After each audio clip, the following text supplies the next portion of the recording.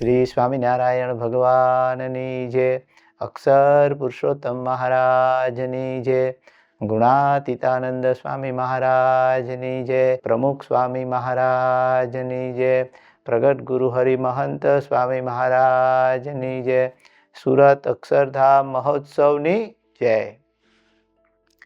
ખાસ આપણી BAPS સંસ્થાના સુરતના તમામ બાલ બાલિકાના વાલીઓને એક નમ્ર વિનંતી છે કે આપણે સૌ પ્રગટ ગુરુ હરિ મહંત સ્વામી મહારાજને રાજી કરવા માટે આપણા બાળકો અને બાલિકાઓને બાપાની આજ્ઞા અનુસાર સત્સંગ દીક્ષા ગ્રંથના મુખપાઠની તૈયારી કરાવી રહ્યા છીએ.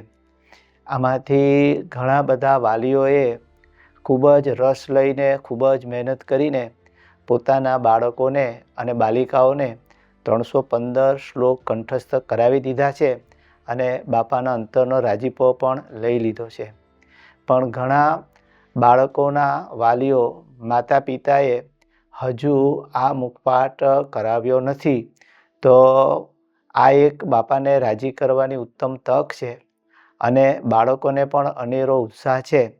તો આપણે સૌ વાલી મિત્રો પોતાના બાળકોને આ મુખપાઠ આપણે કરાવવાનો છે. આ મુખપાઠ આપણે પૂર્ણ કરવાની છેલ્લી તારીખ 30 સપ્ટેમ્બર 2025 છે.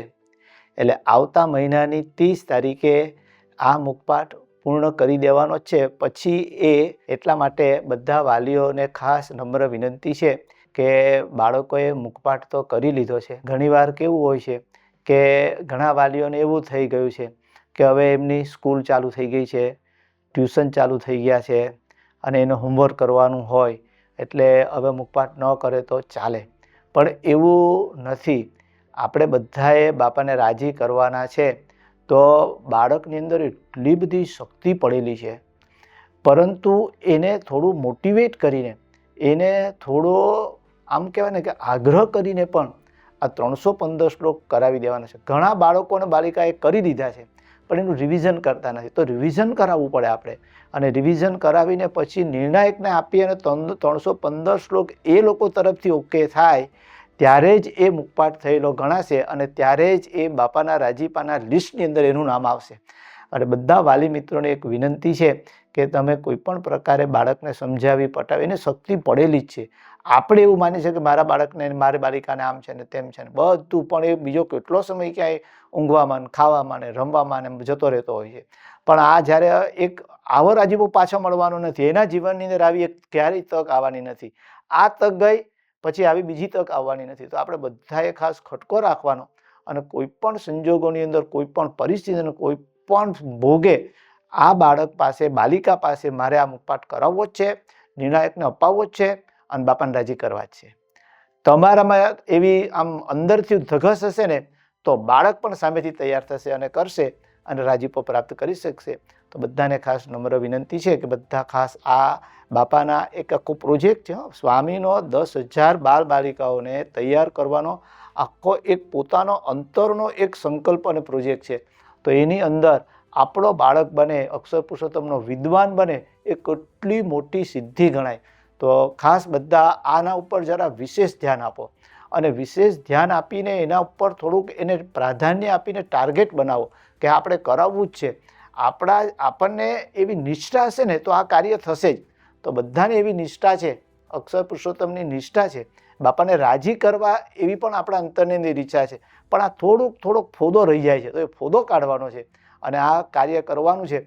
અને સુરત તો બાપાનું એક હૃદયનું આમ કહેવાય ને કે હૃદયમાં સ્થાન લીધેલું એક શહેર છે અને એની અંદર બાપાએ કેટલો મોટો વિશ્વાસ અક્ષરધામ બનાવવા માટેનો આપણા ઉપર મૂકેલો છે. તો આ તો એક સ્થૂળ અક્ષરધામ. બાપાને તો આપણા બધાનું, મારું તમારું બધાનું અક્ષરધામ બનાવવાનો સંકલ્પ છે.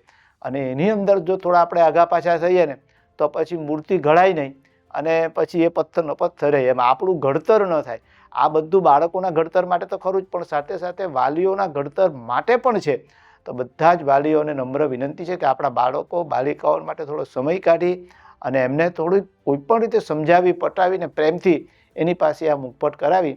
અને એને માટે તો બાપાએ કેટલો બધો સંતો દાખલો કરે છે. એ પેલી 3-3.5 વર્ષની બાલિકા સ્કૂલે નથી ગઈ, કંઈ નથી કર્યું અને ભણતી નથી, વાંચતા નથી આવતું, 315 શ્લોક કર્યા અને કડકડાટ, અને કેવા કડકડાટ કર્યા છે કે એ પોતે બીજા કોઈ બાળકો બાલિકાઓ બોલતા હોય સમૂહમાં અને ભૂલ કરે ને તો એ તરત જ પકડી પાડે, હજુ તો એને એકડો બગડો આવડતો નથી.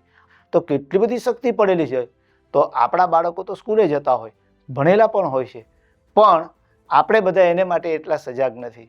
અને જો બાપાને રાજી કરવા હોય અને સ્વામીના અંતરનો રાજીપો લેવો હોય તો આ એક ઉત્તમ તક આવી છે, એને આપણે છોડશું નહીં. અને હું તો એવું કહું છું કે આપણા સુરતમાંથી જ 10,000 કરીને આપણે આપવા છે, પણ એને માટે તમારા બધાના સહકારની જરૂર છે. આ મુખપાઠ કરી લીધો હશે એમને માટે એક બહુ સારામાં સારો લાભ મળવાનો હોય તો દિવાળી પછી આ જે 315 શ્લોક કરેલા છે એવા બધા જ આમ કહેવાય ને અક્ષર પુરુષોત્તમના વિદ્વાન એવા બાળકો અને બાલિકાઓ માટે દિવાળી પછી એક સ્પેશિયલ સભાનું પણ આયોજન કરવામાં આવેલું છે, જેમાં એમને પરમ પૂજ્ય સ્વામીશ્રીનો પણ લાભ મળશે. તો આવો ઉત્તમ લાભ મેળવવા માટે આપણે બધા જ થોડાક સજાગ થઈએ, ખટકો રાખીએ, ઉત્સાહ રાખીએ અને આપણે બધા જ આની પાછળ મંડી પડીએ તો એનો અભ્યાસનું પણ સારું થશે, અભ્યાસમાં પણ આગળ વધશે અને સાથે સાથે સત્સંગની અંદર પણ એ ખૂબ આગળ વધશે.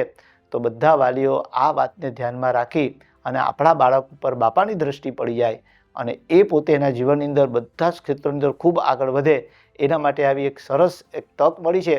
તો બધા આપણે એક તક ઝડપી લઈએ એ પ્રકારનું બળ સર્વને મળે એ જ પ્રાર્થના.